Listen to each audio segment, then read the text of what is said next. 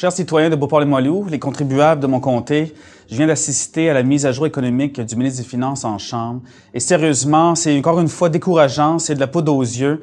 Il a pris à peine 20 minutes pour mettre de l'avant les nouvelles politiques, dit-il, pour aider la classe moyenne, alors que c'était pour la plupart des annonces déjà faites auparavant, donc c'est du recyclage. Et puis, qu'est-ce qu'on voit en gros? C'est que les déficits continuent à grandir. C'est encore une fois le double de ce qu'ils avaient annoncé en campagne électorale, donc on est dans les 20 milliards environ de déficit. Également, l'impôt, malgré ce qu'ils disent, continue à grimper pour la classe moyenne. Selon l'Institut Fraser, vous payez 800 $ de plus par année qu'il y a 2 ans.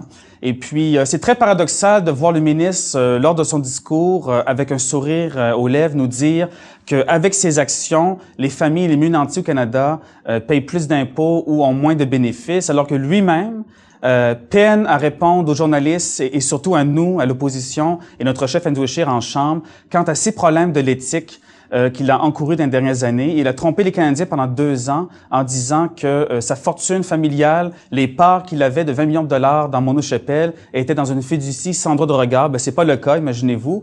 Il l'avait mis dans une compagnie à numéro en Alberta, duquel il bénéficie des dizaines de milliers de dollars par mois.